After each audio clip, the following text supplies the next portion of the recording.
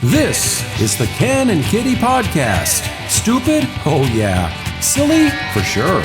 Professional and informative. Yeah, right. That's right. That's right. It's true. It's true. I have to act like I believe this. Okay, so bear with me. Hernando Floor Coverings, 1155 Holly Springs Road, for all your flooring needs. Sorry I'm late. I just got What's out the of excuse today, Prince Charming? No, you know what? I'm looking for a job, to pay some bills and stuff. And so I'm going to be a hood cleaner. What the hell's a hood cleaner? It's a pressure cleaning job. And you do it overnight. And it pays $25 an hour. How about that? Wow. It's called hood cleaner. And it says in the ad, we need a third man for our crew, mostly nights, and it's $25 an hour. So what kind of hoods you cleaning? Car hoods? You doing like hoods above grills? What are you doing? No, any aluminum things on people's houses. Okay. Anything like that, you pressure clean them, but you do it at night. Well, how do you see? How do you know if it's coming clean if you're doing it at night? You know what? I didn't ask that question. That's a really good question. Why do I have to tell you questions to ask? You should know this on your own. You're a grown-ass man. They've already got it figured out, so why would I even ask that? Okay, well, that's true. I think I would just like to know. I mean, when I go in and apply for a job, I've got a list of questions of my own. After they ask me 50 questions, I get to ask them 50 questions. You don't want to be argumentative at an interview. Oh, I'm not. I have questions. It's like when you know how it is when we go to a restaurant, right? You realize I need to know every single ingredient and what they're going to give me. Because if there's even one little tiny bean in there, I'm going to pitch a fit. I'm going to quickly become the world's worst Karen ever. Okay. And I don't want to do that. I don't want to be a Karen, but it's like I can't eat beans. I can't eat. There's a lot of stuff I can't eat. Hard-boiled eggs, the yolk, there's things that my body's going to be like, no, you're not putting that in there. No. I've gone out to lunch with you a billion times. Yes. And we've spent time together at restaurants and on the holidays and wherever for years and years and years. I don't remember you ever doing that in a restaurant. Yes, I do it all the time. Tommy always rolls his eyes. He's always like, oh, God, here we go. You had to ask. It's like, I have questions. Sorry. I have questions. There's just some stuff I'm not eating. I probably just thought you were kidding around. Oh, no, I'm being serious. Dude, did you hear what McDonald's is doing? They're changing their burgers. McDonald's, the epitome of the most successful fast food chain in the history of the planet Earth. They're changing their burgers. Big Macs, getting softer buns. They're getting meltier cheese, tastier onions, and they're also getting more Big Mac sauce, which is gross and disgusting to begin with. Okay, they're going to start out with the West Coast first and then move across the nation, starting that early next year. All right, they're going to make it more like the Big Macs, more like a messy pub burger than a run-of-the-mill drive-through thing, right? The buns are going to be softer. They're going to be pillowy buns that are freshly toasted to a golden brown. The cheese, I don't know if they're going to change it or they're just going to melt it more for us. Because you know how you get that half-melted cheese, especially on a filet of fish? It's like, okay, I don't think this is real cheese. This is some plasticized crap, right? Onions. They're not going to toss them on at the end anymore. They're going to add them to the burgers on the grill so they get more caramelized. And it's not just the Big Macs, all right? It's regular hamburgers, cheeseburgers, double cheeseburger, McDoubles, and they're also going to revamp a big chunk of their core burger menu, all right? Which is also cool. They're also looking at this as a chance to bring back the Hamburglar. So, Hamburgers scoping out the new burgers. What? The Hamburglar for marketing? Yes. Right now, I guess the commercials, there's two 15-minute commercials they're running, and it's the Hamburglar, right? Looking through the new burgers through binoculars. and then he steals them. You know what? So, This is the time. This is the time. If they're going to change what we're all used to, I think most of us are going to be disenchanted with it because you know what you're going to get when you go to McDonald's, and that's why we all go to McDonald's. right. You know You know it's exactly going what. to be some Right. crappy If you're burger. going to change what has built history, I mean, you're going to change that. This is the time that In-N-Out Burger needs to expand exponentially. And No. In-N-Out, what? In-N-Out No, Burger? I'm not saying that. If they're going to change anything, make it cheaper. Change the prices. Roll them back. Well, the prices at McDonald's sometimes it's like for two people, it's like $18. Oh no! Depending on what you get, it's In-N-Out 40. Burger, In-N-Out Burger, it's about $8 to $9 for a meal, right? That's the same. Right. It's the same. Well, to be honest with you, I'd rather just go to Red Robin because they just give you bottomless fries. They don't have a drive-through. I don't have time for that. Life is not always about a drive-through. Sometimes it's nice. Tommy does that all the time. He doesn't want to go through the drive-through. He doesn't want to take it home because it's going to be soggy by the time we get home.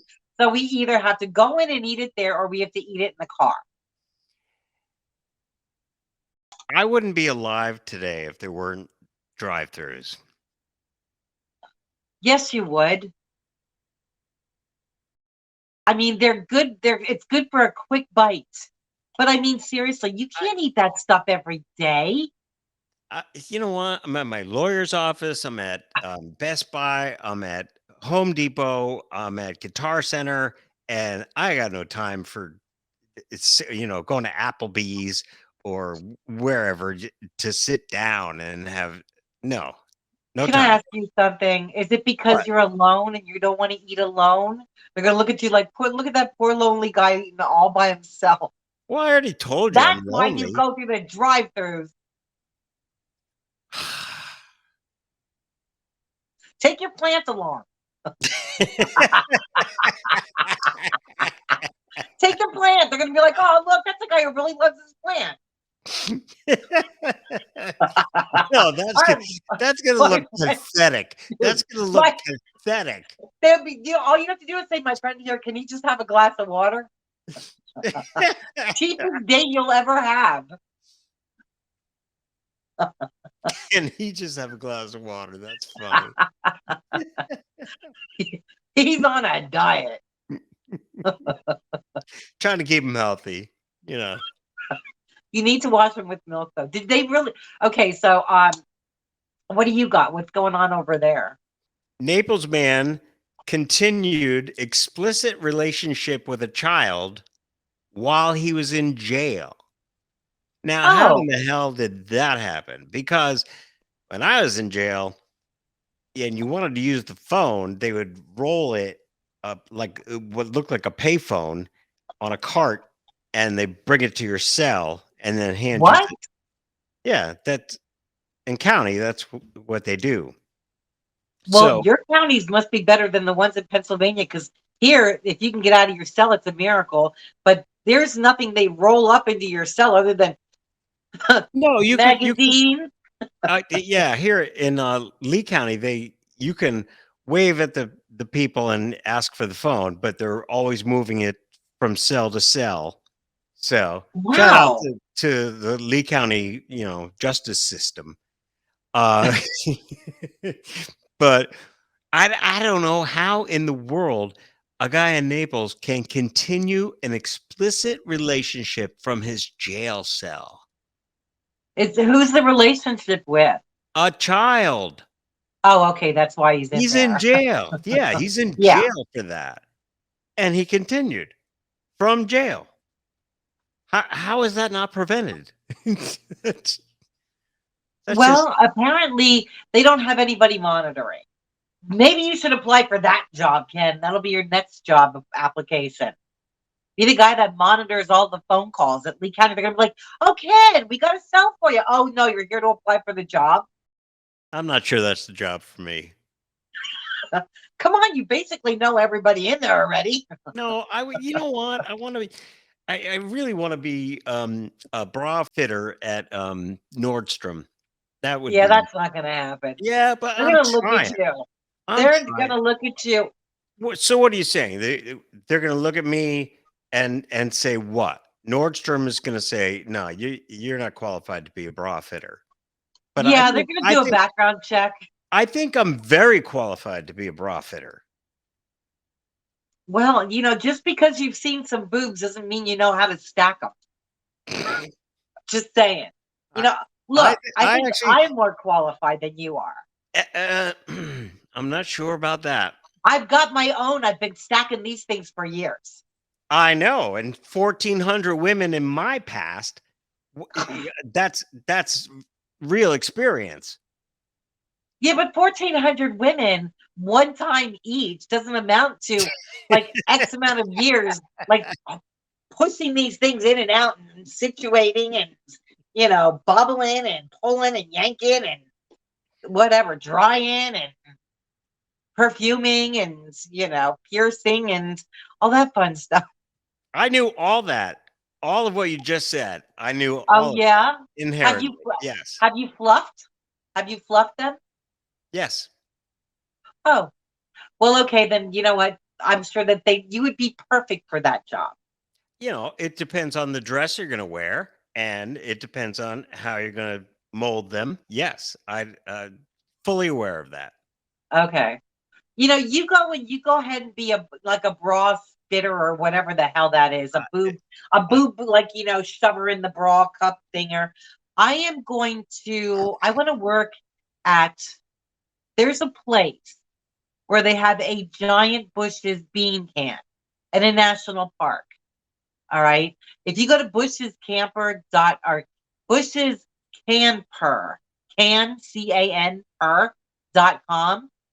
Yeah, you can win a stay. But I think I would like to be the person that knocks on the door and say, cleaning, housekeeping. How hard could it be to clean a can of Bush's baked beans? A camper thing. I think that'd be pretty cool. That is good. And who doesn't love Bush's? I know, it's the best baked beans ever. Yeah, for sure. Well, good luck with that. So, when I get done with my shift at Nordstrom, fitting bras, then I'll give you a call and see what's going on at the camper.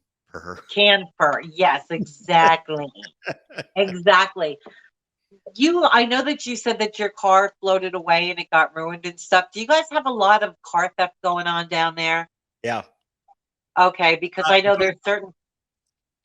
The thing is, I don't want to buy a car in Florida, so I'm waiting.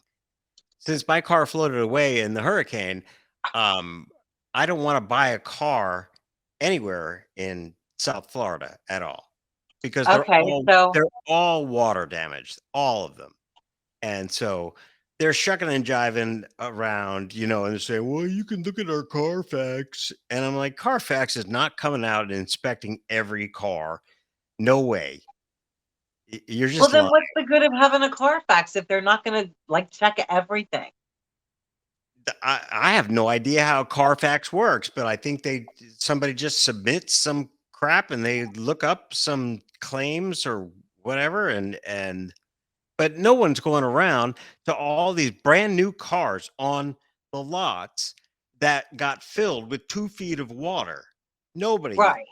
They have no time for that. No, and who are they going to pay to do that? So you can't trust Carfax. That somebody's just submitting. It's just a money grab, back and forth. Sorry. I'll apply for it. I know how to check out cars. Right. Right. Well, I mean, I could do that job, especially with all the new gadgets and features. Just imagine you get to drive every car out there just to make sure that everything's working okay. I would love that. Yeah, that actually sounds like a good job. I know, because then you would know exactly what kind of car you really want to drive. So I think I will apply for that job. while you're going and you're trying to fit bras and be whatever the hell her name's, like personal assistant, her PA. I'll just be a Carfax person. I'll be driving by your house, blowing the horn, going, "Look at my new car." An hour later, "Look at my new car." An hour later, "Look at my new car." That would be super fun. You're right. I know. All right. I know, right? I hope you get that job. I know that would not be too shabby. You realize, and then I could just mount a camera and take it with me no matter where I go, and then just stick it on the dash and be like, "Hey, Ken, I'm driving my new car. All right. This is my next new car." So this is the Ken and Kitty podcast, and the next episode will be from Kitty's new car. Right. The Beamer only goes so far. Right. That's the big thing. You need Do we a want Lambo. to take the Beamer to Kansas? Do we want to take it to Kansas, Hurricane Alley, where there's like hailstorms and all of that? Because you realize if I get one ding in there, they're going to have to send it back to Germany to get that ding out, because apparently everything American you can't use on a BMW. Yeah. You need a Jaguar. I'd like to see you in a Jaguar or a Mustang. I had a Mustang. Don't you remember when I was driving the Mustang from Brown Zob? It was amazing. I loved it because it bucked every now and then. It was like, being a little punchy now. It was standard, and I loved standard. God, I loved that thing. That was the best. I wanted to buy it. They only wanted $5,000, and then I remember I finally took it back, and some guy called. Don't you remember? He called me. He goes, "Hey, Kitty, you know that Mustang you were driving? The day you took it back, I went and bought it because your ass was in that seat for 2 months." Like, oh, how sweet. It's like, that's the nicest thing anybody ever said to me. Oh, God. I wanted that car so bad. What a strange compliment, but all right. I know.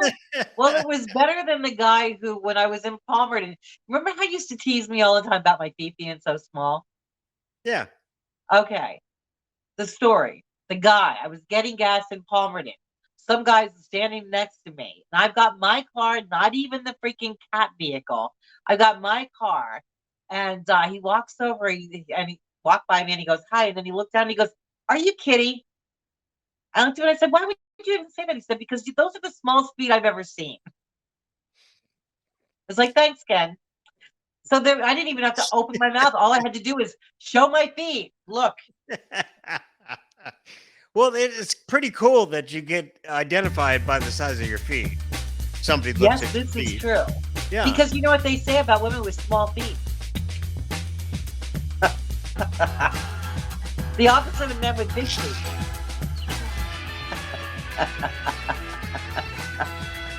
I'm not even going to address that.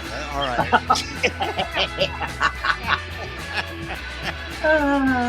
Yeah.